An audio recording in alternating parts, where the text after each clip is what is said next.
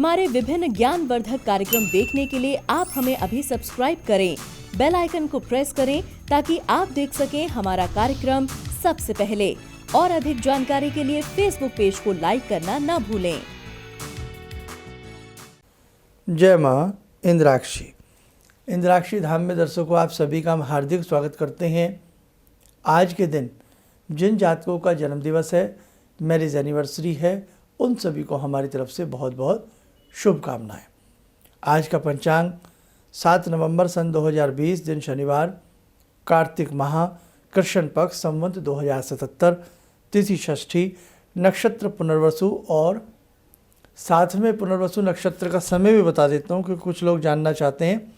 8:04 तक पुनर्वसु नक्षत्र है। उसके बाद नक्षत्र हमारा पुष्य नक्षत्र प्रारंभ हो जाएगा।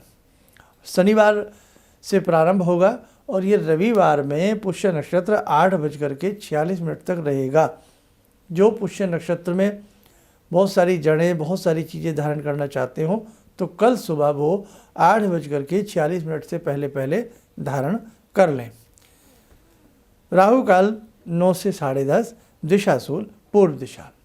दर्शकों, गुरु एक बच्चे की भांति हमारी उंगली पकड़ करके हमें आध्यात्मिक पगडंडी पर चलना सिखाते हैं।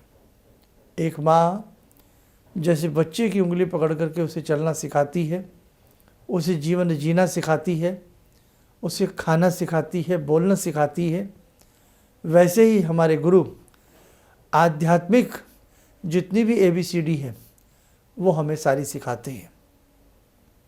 जीवन में हमें गुरु अवश्य बनाने चाहिए। गुरु प्रकाश का कार्य करते हैं। जितना भी जीवन में अंधकार है वो सारा का सारा गुरु कृपा से दूर हो जाता है। कई बार हम जीवन में बड़ी बड़ी साधनाएं करते हैं लेकिन वो साधनाएं हमारी विफल होती हैं। उसका कारण कि हमारे गुरु नहीं है। किसी भी साधना को साधने के लिए, किसी भी मंत्र को चैतन्य बनाने के लिए, आध्यात्मिक पगडंडी का मुसाफिर बनने के लिए हमें गुरु की नितांत आवश्यकता होती है। परम पूज्य गुरुदेव कहा करते थे कि गुरु व्यक्ति नहीं है, गुरु एक शक्ति है। ये वास्तविकता है।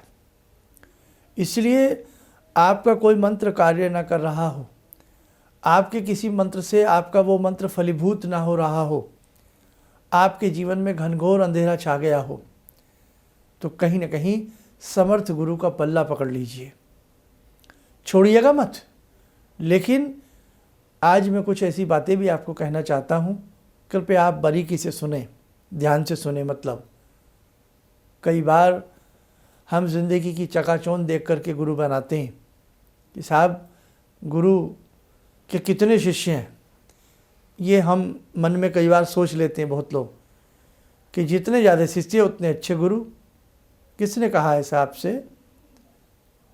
मैं आपको ऐसे अनेकों उदाहरण दे सकता हूँ कि जिन्होंने कोई शिष्य ही नहीं बनाए और शिष्य बनाए भी तो गिनती के 4 शिष्य, 5 शिष्य। आपको भी मालूम है, ऐसे आपने बहुत प्रकरण देखे होंगे। कहने का भाव कि ये कदापि न देखें कि गुरु के पास भीड़ कितनी है, ये कदापि न देखें कि गुरु के शिष्य कितने हैं। श्रीमद् भागवत गीता को पढ़ो। श्रीमद् भागवत गीता में कहीं पर भी कहीं उल्लेख नहीं है कि गुरु के वस्त्र कैसे होने चाहिए, गुरु के शिष्य कितने होने चाहिए, गुरु कैसे अलंकृत होना चाहिए, बल्कि गुरु का आचरण कैसा होना चाहिए, गुरु का विचार कैसा होना चाहिए। आज मैंने देखा है कि बहुत सारी भीड़ देख करके अरे बहुत अच्छे गुरुजी होंगे, बहुत लोग इनके शिष्य हैं। नहीं, ये मत समझिए। आप दुनिया की तरफ मत देखिए, अपने अंतरह मन की गहराई में डुबकी लगाइए। और ये तो गुरु और शिष्य का आज का रिश्ता नहीं होता, ये पूर्व जन्म का कोई नाता होता।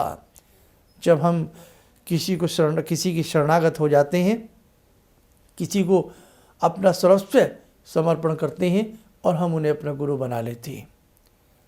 गुरु हमारी चेतना का केंद्र हैं, हमारे मन को गुरु जागृत करते हैं, हमारे मन को, इंद्रियों को बलवान बनाते हैं। मतलब हमें वो समर्थ शिक्षा देते हैं जीवन में कि जिसको पाकर के हम आगे बढ़ते हैं। जीवन में अगर समर्थ गुरु की प्राप्ति हो जाए तो जीवन के समस्त प्रकार के अंधियारे, समस्त प्रकार के कष्ट धूमिल हो जाते हैं, मिट जाते हैं। जब गुरु किसी मंत्र को प्रदान अपने शिष्य को करता है, उस मंत्र में इतना प्राण होता है, इतना प्राण होता है कि आप पूछिएगा मत। अब आजकल हम किसी किताब से मंत्र पढ़ लेते हैं, किसी अखबार से मंत्र पढ़ लेते हैं, कहीं से सुन लेते हैं, किसी मुज्जसे से मंत्र सुन लेते हैं, नाना भांति के मंत्र सुन करके हम करने लग जाते हैं। लेकिन बहुत कम लोगों को ही मंत्र सिद्धि हो पाती है, अन्यथा तो सिर्फ हम गिनते रहती हैं। इसलिए मेरे साधकों, जीवन में समस्याओं का यदि अंत चाहते हो तो हमें समर्थ गुरु बनाने पड़ेंगे, हमें गुरु की शरण में जाना पड़ेगा। और एक ध्यान और रखें, जब आप गुरु बनाए ना तो प्रलोभन ना करें, लालच ना करें। अरे मैंने तो गुरु दीक्षा इसलिए ली थी मेरे घर में बेटा हो जाता, अरे मैंने तो इसलिए गुरु दीक्षा ली थी मेरे बच्चे पास हो जाते, मैं धन्ना सेठ बन जाता। अब मैं क्या करूं गुरु दीक्षा ले करके, मेरे पास तो कुछ भी नहीं है, मेरे तो बच्चे भी फेल हो गए, मेरा तो ये हो गया, मेरी तो टांग टूट गई, मेरी तो भैंस ने दूध देना बंद कर दिया। ये अगर ऐसा आपकी सोच है, आप केवल भैंस का दूध बढ़ाने के लिए, बच्चों को पास करवाने के लिए, प्रमोशन पाने के लिए और आप गुरु बनाना चाहते हैं, तो फिर तो मुझे नहीं लगता आपको गुरु की आवश्यकता है। फिर तो बच्चे को पास कराना अच्छा ट्यूटर रख लीजिए, भैंस का दूध बढ़ाना अच्छा उसको चारा खिलाइए, अच्छी प्रमोशन पानी है तो बॉस की तेल मालिश कर लीजिए आप अपने, तो आपकी प्रमोशन हो जाएगी। नहीं साहब, देखो गुरु इन सब चीज़ों से हटके है। गुरु रूह को भी प्रकाशित कर दे, आपके जीवन को माला माल बना दे, आपके जीवन में सर्वस्व वैभव भर दे। जैसे एक रंगकार मूर्ति को इतना शानदार रंग देता है कि साहब पूछिएगा मत।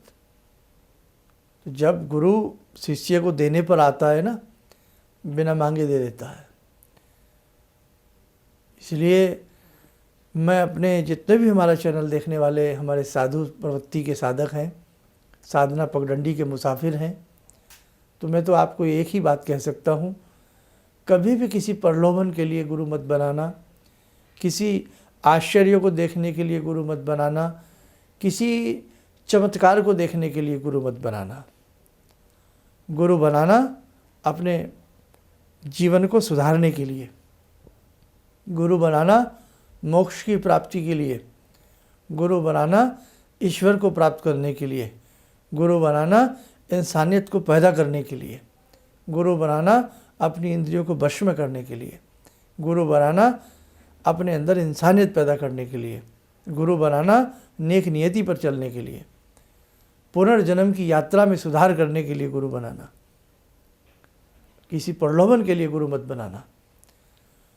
तो गुरु किसे बनाना चाहिए, गुरु कब बनाना चाहिए, कब की कोई संज्ञा नहीं है। जब आपके मन में परिपक्वता आ जाए, जब आपके मन में गुरु के प्रति कोई लालच ना हो, तब आप गुरु ज़रूर बनाएं।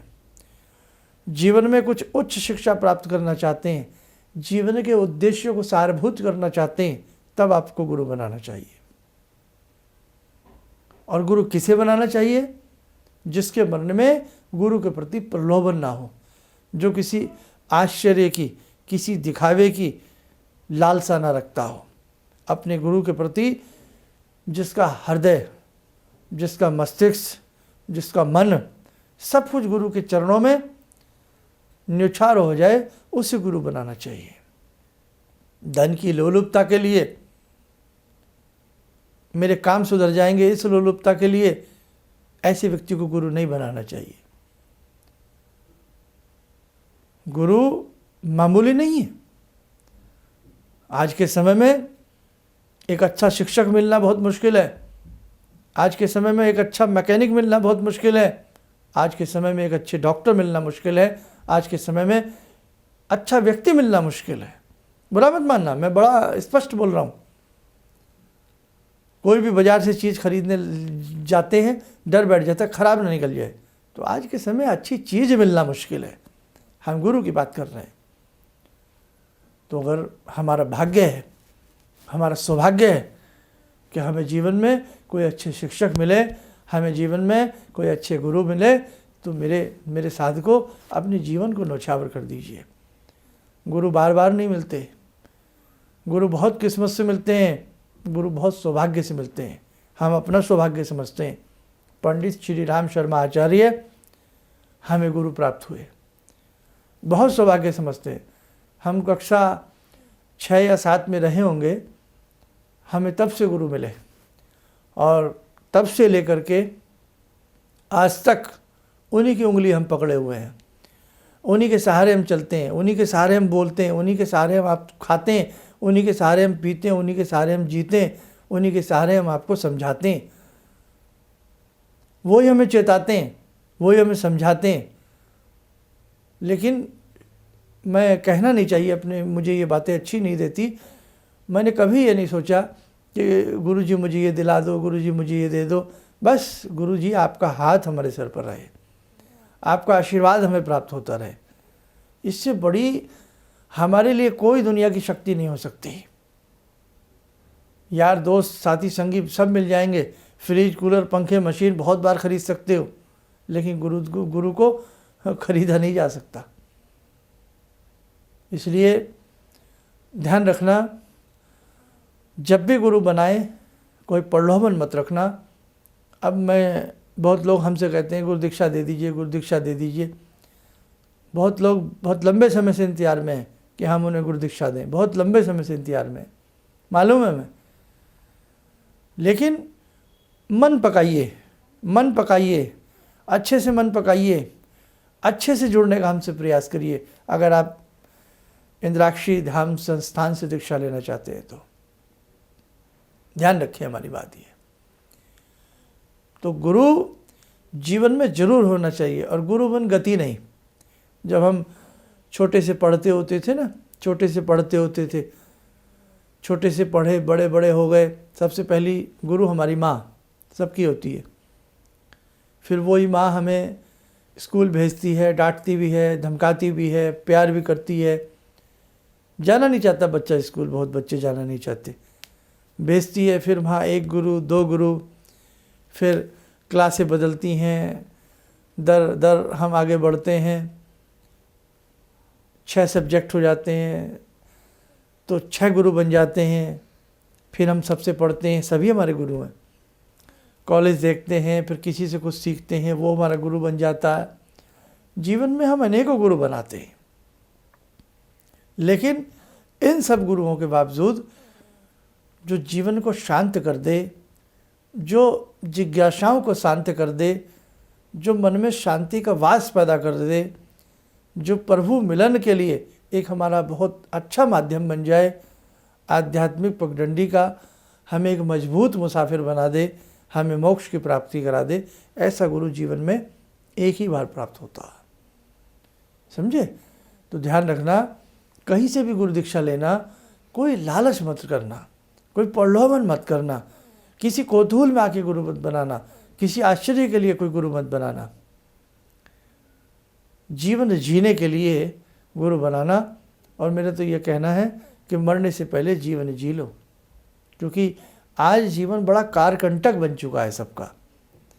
इसलिए जो छोटी सी लाइफ बची है ना, जो थोड़ा सा जीवन बचा है, किसी को नहीं पता कि अगले पल क्या होने वाला है, लेकिन जो थोड़ा सा भी जीवन बचा है ना, अब उसे शानदार तरीके से जीना है, उसे अच्छे तरीके से जीना है।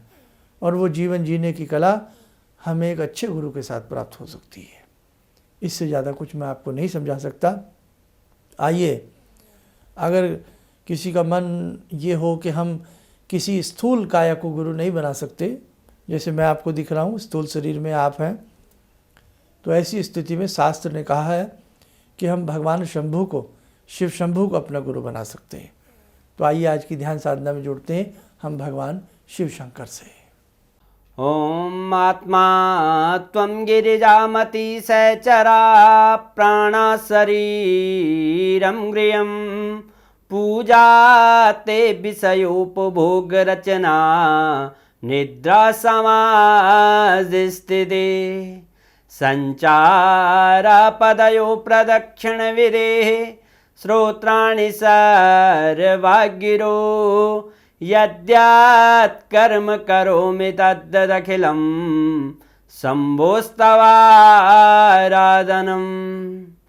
चन्द्रोद्भासितशेखरे स्मर हरे गंगाधरे शंकरे सर्पे भूषितकण्ठकर्णविवरे नेत्रोत्तवे स्वानरे दन्ते त्वकृतसुन्दरां वरदरे त्रैलोक्यसारे हरे मोक्षार्तिं कुरु चित्तवृत्त्यमचलं मन्येस्तु किं कर्म वे वन्दे देव उमापतिं सुरगुरुं वन्दे जगत्कारणं वन्दे पन्नगभूषणं मृगधरं वन्दे पशूनां पतिं वन्दे सूर्यशशाङ्कवह्निनयनां वन्दे मुकुन्दप्रियं वन्दे भक्तजनश्रयं च वरदां वन्दे शिवं शङ्करम् ॐ कर्पूरगौरं करुणावतारं संसारसारं भुजगेन्द्रहारं सदा वसन्तं हृदयारविन्दे भवं भवानी सहितं नमामि भवं भवानी सहितं नमामि। कवच बना लें, ध्यान करें, शंकर जी का आशीर्वाद हम सबके ऊपर बरस रहा है।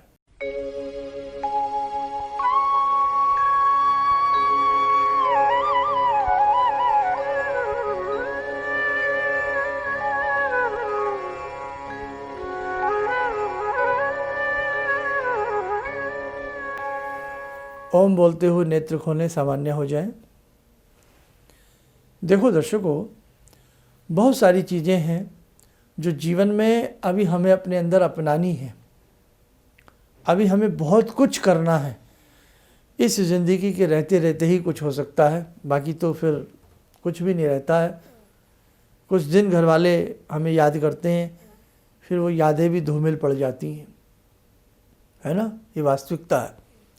इसलिए जो भी जीवन हमारे पास बचा है उसे पुण्य में लगाना है, कहीं ना कहीं सार्थकता पैदा करनी है अपने अंदर, कहीं ना कहीं अपना एक एग्जाम्पल प्रस्तुत करना है हमें सोसाइटी में, समाज में। तो बहुत अच्छे से हम सबको जीना है। बस ज़्यादा ना कहते हुए इन्हीं शब्दों के साथ अपनी वाणी को विराम दूंगा। आने वाले दीपावली जैसे महान पर्व को कैसे मनाया जाएगा, क्या किया जाएगा, सारी जानकारी दी जाएगी।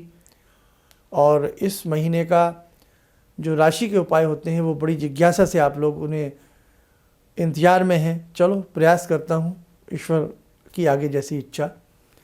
जय माँ इंद्राक्षी। मेरी बहुत दिन से दिली इच्छा थी कि आप जैसे कोई मुझे धर्मात्मा पर महापुरुष मिलें और मैं वहाँ जाके जुड़ के और देश समाज से के लिए कुछ कर पाऊँ। कई चीज़ें हैं समाज में, समाज सेवा में भी मन में वो शांति नहीं मिली, जैसे आप समझ सकते हैं कि बहुत सारी गड़बड़ियाँ भी रहती हैं। आज का अनुभव यही है कि मुझे आस लगता है कहीं सही रास्ता मिल गया है, सही मंजिल मिल गई है। जो मैं करना चाहती थी शायद अब मैं कर पाऊँगी। किसी भी समस्या के समाधान के लिए मिले प्रसिद्ध हस्तरेखा एवं वास्तु विशेषज्ञ प्रोफेसर धर्मेंद्र शर्मा जी से। नोट: शिविर में भाग लेने हेतु एवं व्यक्तिगत रूप से मिलने के लिए कॉल करने का समय सुबह 10 बजे से शाम 6 बजे तक। हमारे विभिन्न ज्ञानवर्धक कार्यक्रम देखने के लिए आप हमें अभी सब्सक्राइब करें, बेल आइकन को प्रेस करें ताकि आप देख सकें हमारा कार्यक्रम सबसे पहले। और अधिक जानकारी के लिए फेसबुक पेज को लाइक करना न भूलें।